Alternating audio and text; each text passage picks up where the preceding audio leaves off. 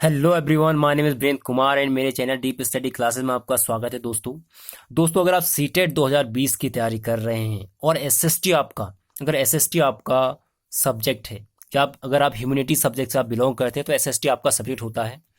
तो 60 मार्क बहुत ही इंपॉर्टेंट है आपकी। अगर आप 90 प्लस या 100 प्लस स्कोर करना है आपको, तो आपका ये जो 60 मार्क है ना, ये बहुत ही इंपॉर्टेंट है। ठीक है। सो सो एसएसटी को कैसे पढ़ें और कौन से टॉपिक एसएसटी के पढ़े जाएं, ठीक है, ये बहुत इंपॉर्टेंट है। ठीक है। एसएसटी अपने आप में बहुत ही ब्रॉड, अपने आप में बहुत ब्रॉड सिलेबस है। आपकी हिस्ट्री है, आपकी ज्योग्राफी है, पॉलिटी है, कॉन्स्टिट्यूशन है, ठीक है, इकोनॉमिक्स से भी क्वेश्चन आ जाते हैं। तो ये बहुत ही अपने आप में ब्रॉड है और कैसे पढ़ा जाए, कौन से टॉपिक पढ़े जाएं, ठीक है, तो ये सबसे इंपॉर्टेंट है। ठीक है। सो जहाँ तक मेरा मेरा अनुभव कहता है, क्योंकि खुद मैंने क्वालिफाई किया है सीटेट, तो मैं आपको उन पॉइंट को बता सकता हूँ जहाँ से आपके क्वेश्चन बनते हैं। ठीक है। सो आज और जो मैं आपको नोट्स दे रहा हूँ, जो मैं आपको इन्फॉर्मेशन दे रहा हूँ, उन पर आप आंख मूंद के विश्वास कर सकते हैं, क्योंकि सारे जो मैं आपके लिए नोट्स ला रहा हूँ बहुत ही सभी एनसीईआरटी बेस्ड हैं। ठीक है। इससे पहले वाली वीडियोज़ में मैंने आपको डॉक्ट्रिन ऑफ लैप्स बताया, जो बहुत ही इंपॉर्टेंट है, जहाँ से क्वेश्चन बने हैं। और आज का जो मैं आपके लिए लाया हूँ टॉपिक, बंगाल में द्वैत शासन प्रणाली, ये भी बहुत इंपॉर्टेंट है, यहाँ से भी क्वेश्चन बने हैं।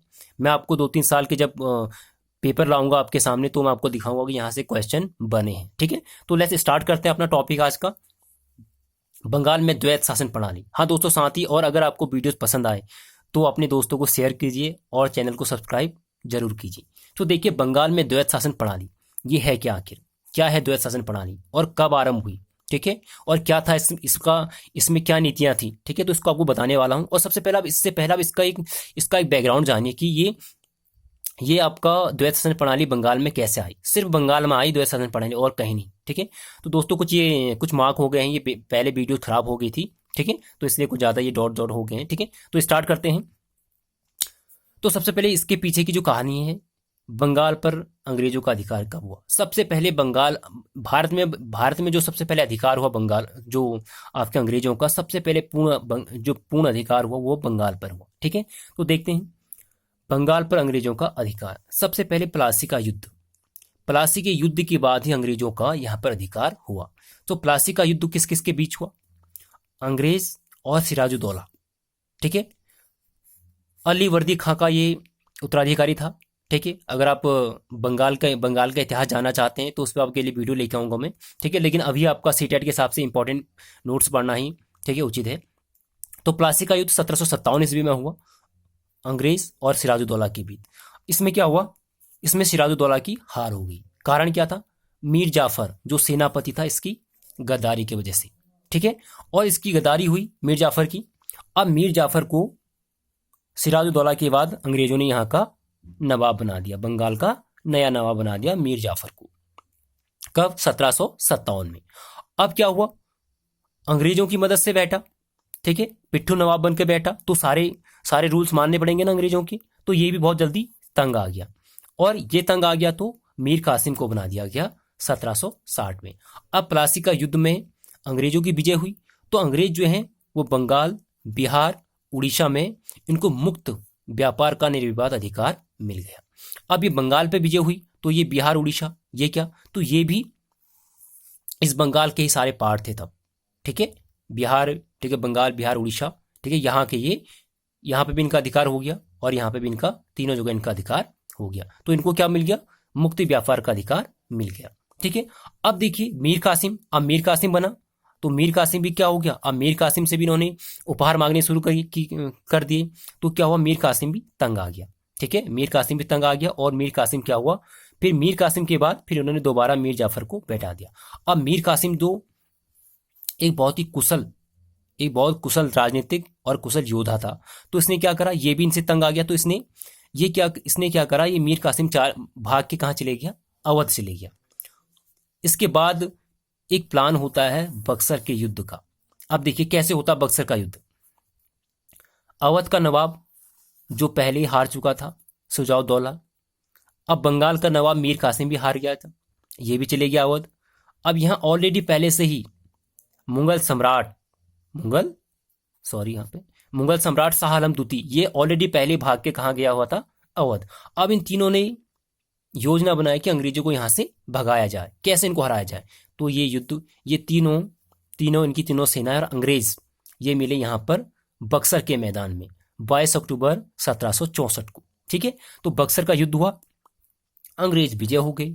ठीक है, सो अब अंग्रेज विजय हो गए, तो अब क्या हुआ, अंग्रेजों को बंगाल, बिहार, उड़ीसा का दीवानी अधिकार प्राप्त हो गया। दीवानी अधिकार मतलब क्या होता है, बहुत बड़ा अधिकार, राजस्व वसूलने का।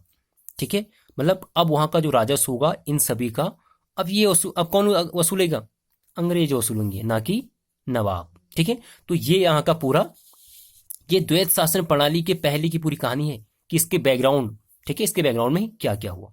ठीक है, अब आप देखिए उसके बाद क्या हुआ, 57 में जब प्लासी का युद्ध हुआ तो रॉबर्ट क्लाइव वहां का गवर्नर बना। ठीक है, बंगाल का गवर्नर बना। तो उसके बाद ही फिर रॉबर्ट क्लाइव 1700, ठीक है, फिर ये आपका 64 के युद्ध के बाद 65 में फिर ये गवर्नर बनकर लौटा। ठीक है, तो ये यहाँ की कहानी थी द्वैत शासन प्रणाली के पहले की कहानी। ठीक है, अब द्वैत शासन प्रणाली क्या है, अब आप देखिए मीर जाफर, अब क्या हुआ, मीर जाफर की मृत्यु हो गई। ठीक है, 64 में। उसके बाद उसका उत्तराधिकारी कौन आया, निजामुद्दौला आया इसका उत्तराधिकारी। अब क्या हुआ, इस निजामुद्दौला पर ये भी क्या था, एक पिट्ठू नवाब था। पिट्ठू नवाब का मतलब क्या होता है, जो अंग्रेजों की मदद से बैठा हो। ठीक है, गुलाम है पूरी तरह से। अब अंग्रेजों ने इस पर 20 फरवरी 1765 को एक संधि पर इससे दस्तखत करवा दिए। ठीक है ना। तो उसके बाद क्या हुआ, यहां से शुरू होता है द्वैत शासन व्यवस्था, और यहीं से क्या होती है द्वैत शासन, बंगाल में द्वैत शासन या दोहरी शासन प्रणाली की व्यवस्था। अब ये है क्या, इसके क्या क्या मेन पॉइंट हैं, ये आपको बताने से पहले मैं आपको थोड़ा सा बता देता हूं कि 65 के युद्ध के बाद हुआ क्या। देखिए 65 के युद्ध के बाद, सॉरी 64 के बक्सर के युद्ध के बाद हुआ क्या, 1765 ईस्वी में ईस्ट इंडिया कंपनी बंगाल की वास्तविक स्वामी बन गई। ठीक है, अब जो नवाब था वो इनकी दया का मोहताज हो गया। ठीक है, अब देखिए, और संपूर्ण राजनीतिक शक्ति कंपनी के हाथ में आ गई, सारी राजनीतिक शक्ति। अब जो नवाब था वो उसका कोई भी डिसीजन राजनीतिक, ठीक है, कोई भी डिसीजन और राजनीतिक डिसीजन नहीं ले सकता है। अपनी आंतरिक और बाह्य सुरक्षा के लिए वो नवाब जो है वो कंपनी पर आश्रित हो गया। ठीक है, अब वो ना बाहर किससे बात कर सकता है और ना लड़ाई लड़ सकता है, कुछ भी नहीं कर सकता है। ठीक है, अब देखिए, अब अभी जो दोहरी शासन प्रणाली है ना, जिसके बारे में हम बात कर रहे हैं, तो उसके मेन पॉइंट क्या है, उसके मुख्य बिंदु क्या है, क्या क्या उसकी विशेषता है, सबसे पहले देखिए। अब क्या हुआ, अब दीवान के रूप में कंपनी राजस्व वसूलने लग गई। ठीक है, अब उसको राजस्व वसूलने का अधिकार मिल गया बंगाल के। अब नवाब के हाथ से सारी जो जो पूंजी थी वो निकल गई। कंपनी का पुलिस और न्यायिक शक्ति पर पूरा नियंत्रण हो गया। समझ में आ रहा है, पुलिस भी इसके अधिकार में आ गई अंग्रेजों की, और न्यायिक शक्ति भी। कंपनी को बंगाल में अब एक उप सूबेदार रखना पड़ा। ठीक है, सॉरी, कंपनी को अब बंगाल में उप सूबेदार नामांकित करने का अधिकार मिल गया। अब वो हमेशा नवाब के ऊपर अपना, ठीक है, अब नवाब के ऊपर पूरा नियंत्रण स्थापित हो गया।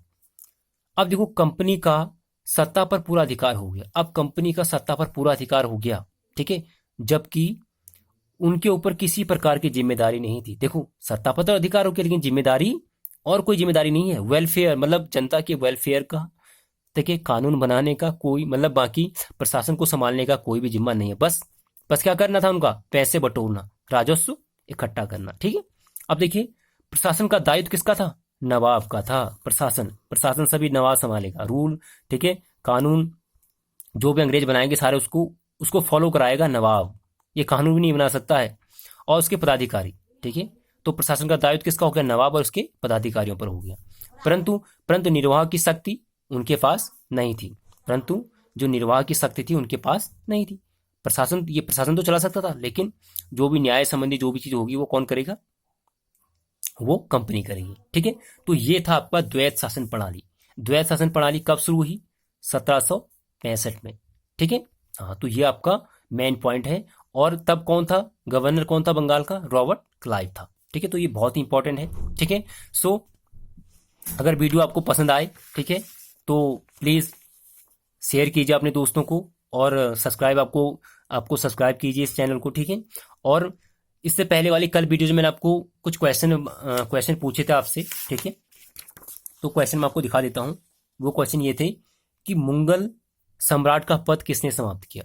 ठीक है, और ये व्यक्तिगत सिद्धांत, डॉक्ट्राइन ऑफ लेफ्ट, जो किसने शुरू किया था, लॉर्ड डलहौजी ने किया था। ये किसने समाप्त किया? तो ये दोनों के दोनों किए थे लॉर्ड कैनिंग। ठीक है, ये कैनिंग ने करे थे।